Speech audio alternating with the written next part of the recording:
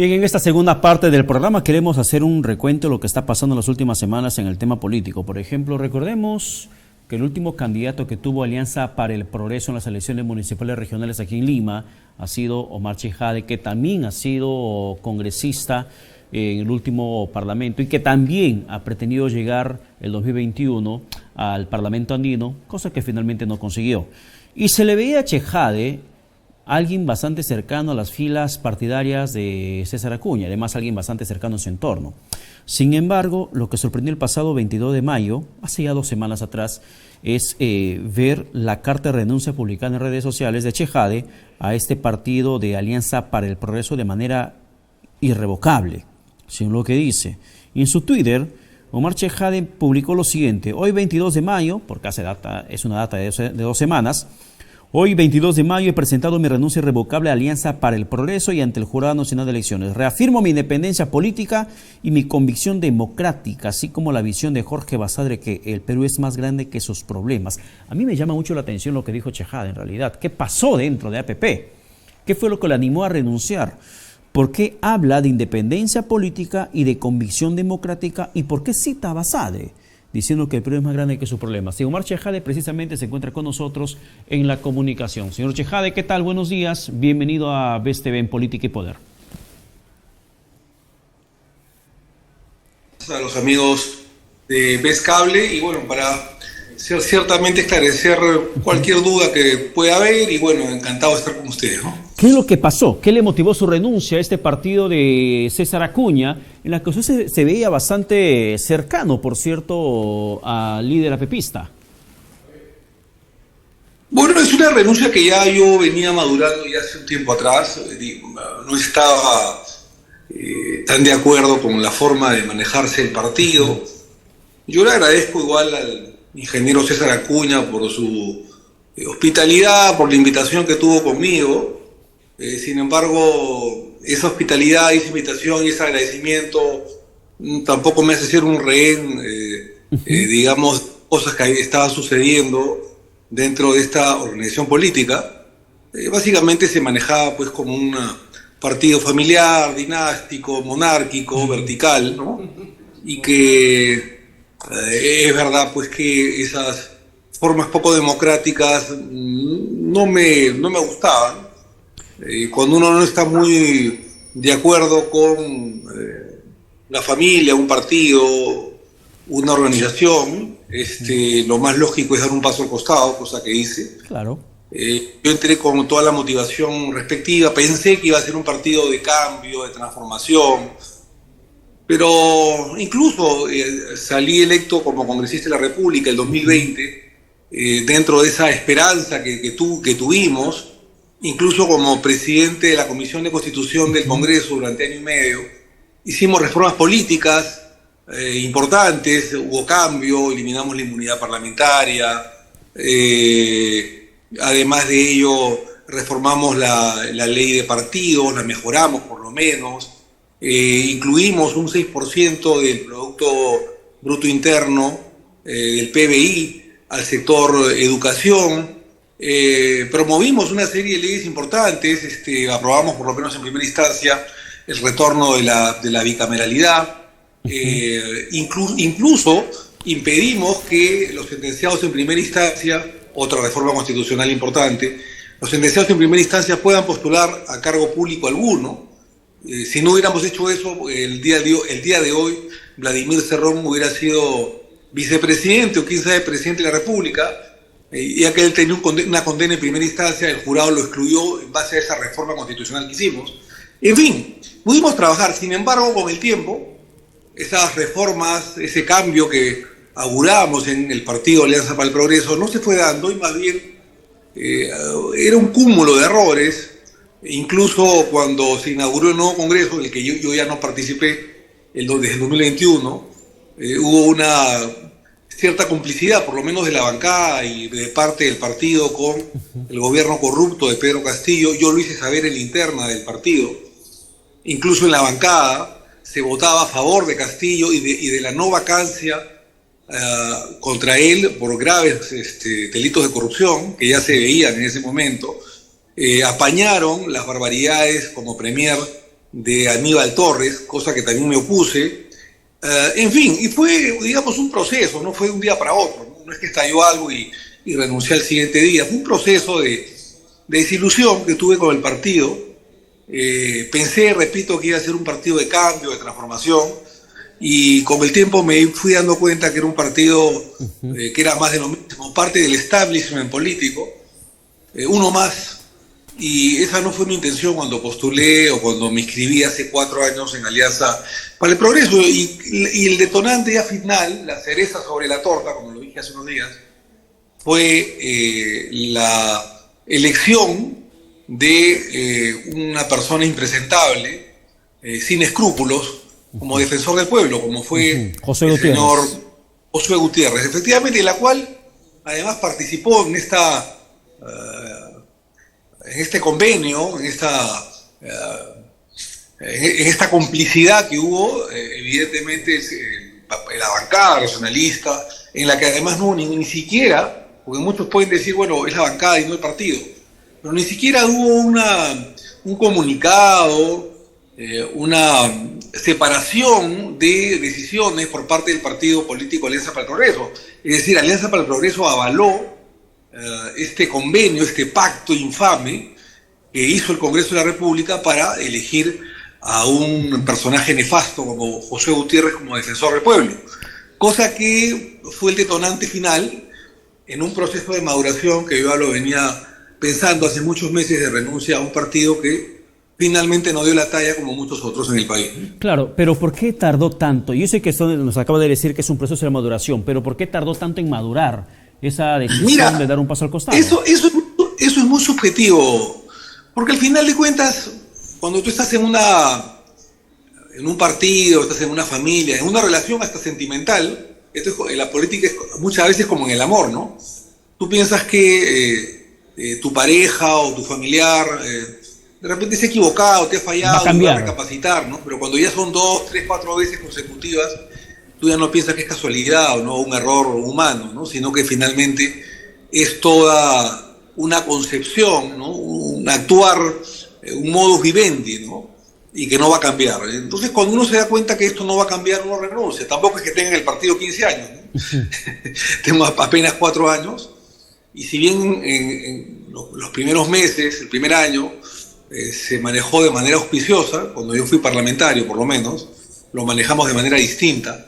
Con el correr del tiempo, y yo ya no siendo congresista de la República, sino siendo miembro del comité político del partido, bueno, nos dimos cuenta que esto no se manejaba bien, y que sobre todo en los últimos tiempos se estaba manejando de manera más vertical, de manera más dinástica, más monárquica el partido, y no de manera muy democrática. Además, llevando al Parlamento, dicho sea de paso, en la misma bancada de Alianza para el Progreso, gente pues con pocos antecedentes democráticos, violadores, traficantes, y finalmente esta decisión, incluso hasta personas en mostrasueldos, ¿no? Como una de las congresistas que lleva el partido, o 2, en la que el partido no dice absolutamente nada, ¿no? O sea, han habido detonantes en los últimos meses que no habían en los primeros años, por lo menos cuando yo fui parlamentario de dicha agrupación. En los últimos 2 años se haya venido manejando con gente infame y con pactos por debajo de la mesa que dejan mucho que desear. Así que yo prefiero dar un paso al costado y recuperar mi independencia, cosa que coloco en mi renuncia final de hace un par de semanas atrás, agradeciéndole, por supuesto, la invitación que hizo César Acuña, pero definitivamente con un partido que ni siquiera toma distancia de las decisiones infames del Congreso. Al no tomar distancia quieren decir que es parte del acuerdo infame, ¿no? Pero, y parte señor Chijade, sí, dígame. Señor Chijade, sin embargo, usted tocó un tema muy importante que también quería abordarlo, el tema de las mochasueldos, que este grupo de congresistas, que van 2 de Alianza para el Progreso, hay otras tiendas políticas, una que fue expulsada de su bancada, como el caso de María Cordero Yontay, fue expectorada de Fuerza Popular, la primera y la única, en realidad. porque el resto, ni de APP, ni de Acción Popular, ni de Perú Libre, ni del bloque magisterial, todos están en silencio absoluto. ¿Cómo se manejó internamente dentro de APP ese sueldo? Entendiendo que cuando se conoció, por ejemplo, el caso de Magali Ruiz, APP no dijo nada. Cuando pasó el tema de Rocío Torres Salinas, que además fue presidenta de la Subcomisión de Acusaciones Constitucionales, nada menos, esta congresista se vio en salmuera, porque incluso César Acuña salió a decir que la van a expulsar, salieron a decir que la van a sacar del partido. Y luego sale Saluana, vocero de APP, diciendo que no, se quedaron con las explicaciones de la congresista, que el tiempo dirá, que van a investigar, que por aquí, que por allá, y la congresista sigue firme dentro de la bancada. ¿Qué pasa en la interna? Me imagino que usted estaba dentro de esas decisiones. No, yo ya estaba en esos momentos alejado del partido. Yo hice saber mi incomodidad hace mucho tiempo, pero tampoco podemos esperar mucho de Eduardo Saluana, ¿no? Un personaje que se ha mostrado siempre con una conducta sinuosa, ondulante, un personaje que incluso tiene visitas a Palacio de Gobierno en la época de Pedro Castillo, a diversos ministerios, y que incluso apoyó, blindó a Pedro Castillo siendo vocero de la bancada. Y en esa época sí, fui parte del comité político, y yo critiqué la conducta de Saluana directamente en la presencia del propio Saluana, cuando era vocero del partido, y le dije que qué se podía esperar de él, siendo el vocero, cuando vota en contra de las censuras de Castillo, del gabinete, cuando vota en contra o en abstención de las vacancias contra Pedro Castillo. ¿Qué se puede esperar del resto de la bancada, no? En fin, él argumentó, digamos, posiciones bastante absurdas, inverosímiles, poco verdaderas, diciendo que estaba aprendiendo, cuando es un personaje que incluso ha sido ya congresista en la época de Toledo, fue incluso ministro de Justicia en la época del expresidente Alejandro Toledo. Entonces es un tipo con experiencia, ¿no? Pero sin embargo se escudaba en su supuesta falta de experiencia cuando es todo lo contrario, ¿no?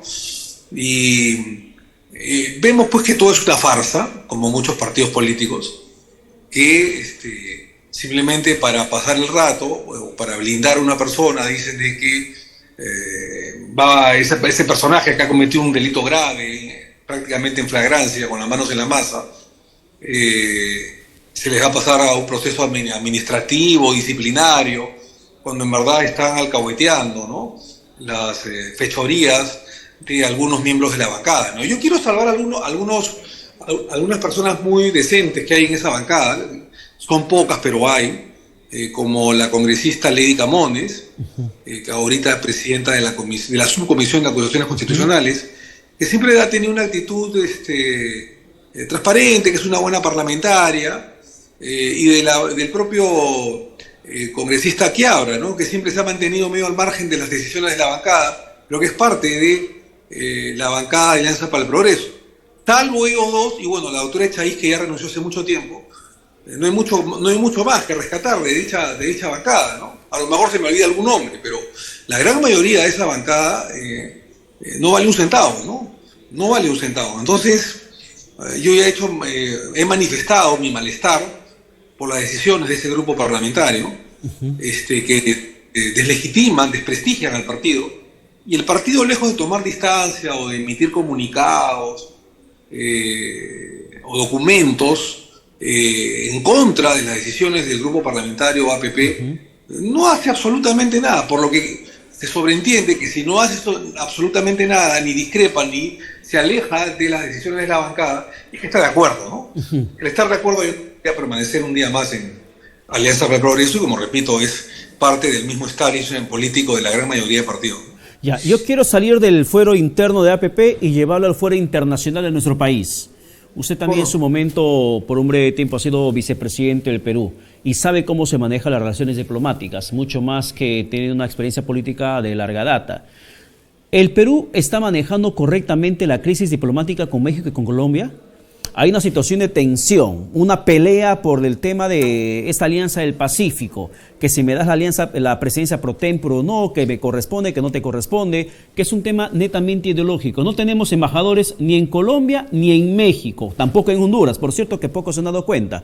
Pero ¿es correcto el manejo que quiere hacer la presidenta Boluarte de mandar constitucionalistas a explicar que su cargo es constitucional y que no es usurpadora como la califica López Obrador de México? Mira, yo creo que la Cancillería se ha portado a la altura de las circunstancias, la Cancillería de la presidenta Boluarte, ¿no? Ella, a través de su ministra de Relaciones Exteriores, la embajadora Gervasi, han manejado de manera correcta, con los estándares internacionales, han retirado sus embajadores, tanto en México como en Colombia. Eso ya es bastante, es decir, no cualquier país o cualquier estado retira sus embajadores como consecuencia de la falta de respeto de los jefes de estado de esos países, que usurpadora y que evidentemente están invadiendo, avasallando la política nacional de los países hermanos, como en este caso Perú, están entrometiéndose en la política de Estado interna de Perú, tanto Colombia como México fundamentalmente, al hablar o manifestarse en contra de la presidenta Boluarte, porque ella no es ninguna usurpadora, ella es presidente de acuerdo a una sucesión constitucional. El expresidente Castillo, al haber cometido un grave delito en flagrancia, como es la rebelión, el golpe de Estado que se consumó, se puso al margen de la ley y de la Constitución Política del Estado. El Congreso de manera legítima lo vacó y se aplicó la sucesión constitucional, porque finalmente como sucede en otros países, o en México, en otros países, la población votó por una fórmula presidencial, por una plancha presidencial, en la que consta el candidato a la presidencia y los candidatos a la vicepresidencia. Y la señora Boluarte salió por voto popular como candidato a la vicepresidencia. No es ninguna usurpadora ni ninguna golpista. Y por supuesto que este es un tema ideológico como parte del foro de Sao Paulo y de Puebla, y que un presidente comunista y trasnochado, y que aparentemente tiene una demencia senil, como el señor Andrés Manuel López Obrador, AMLO, y un ex guerrillero que tiene las manos manchadas de sangre, como el presidente Gustavo Petro, opinan de manera bárbara, de manera inconstitucional, de manera ilegal, de manera torpe y abusiva contra la legítima presidente del Perú, como es Dina Boluarte. Yo creo que los estándares que ha aplicado Cancillería son los estándares de la diplomacia. Han sido muy, muy duros, pero muy justos y muy severos en retirarse de las embajadas, tanto de Perú, Perú como tanto de la embajada del Estado en Colombia y México. De Colombia y México, por supuesto. Y creo que no hay más que decir, ¿no? O sea, han aplicado, repito, los estándares que la diplomacia señala. Ahora, en el tema de la Alianza del Pacífico, yo he sido, como tú bien sabes, hace algunos años, en mi primera gestión en el Congreso, presidente de la Comisión de la Alianza del Pacífico de Perú, durante 2 años, y también presidente pro tempore de los 4 países de la Alianza del Pacífico cuando era parlamentario. Y siempre ha habido una muy buena relación, porque lo que no se da cuenta, torpemente, AMLO, y torpemente el presidente Petro de Colombia, es que esta Alianza del Pacífico es entre estados, no es entre presidentes o personas. Por lo tanto, AMLO, el Obrador, debería transferir como país líder al Perú el liderazgo durante 1 año de la Alianza del Pacífico, porque le toca. Y lo que está haciendo AMLO, más bien él, es usurpar funciones que no le corresponden, porque no le corresponde a México ya la presidencia del Pacífico, le corresponde al Perú. Al no trasladar la Alianza del Pacífico al Perú, está usurpando funciones. Él es el usurpador y no de parte. Bien, Omar Chejade, muchas gracias por la comunicación alcanzada. Pero una pregunta final y una respuesta brevísima, por favor. En esa situación de conflicto, de crisis, sí de una situación de crisis diplomática con 2 países, ¿es necesario que el Congreso apruebe este cambio de la ley orgánica del Poder Ejecutivo para que la presidenta pueda gobernar el país, si no hay vicepresidentes a quien encargarle despacho presidencial, que pueda salir del país y gobernar vía remota por un celular o por una computadora? No, a mí no me parece eso, no me parece. Yo estoy en contra porque eso se podría hacer, pero primero hay que reformar la Constitución. Y luego de reformar la Constitución viene el reglamento o las leyes de menor jerarquía, como ha hecho el Congreso. El Congreso lamentablemente ha puesto primero la carreta por delante de los caballos, cuando debe ser al revés. Creo que es una norma inconstitucional, puede ser muy práctica, pero es inconstitucional. Para eso el Congreso de la República lo que hace es justamente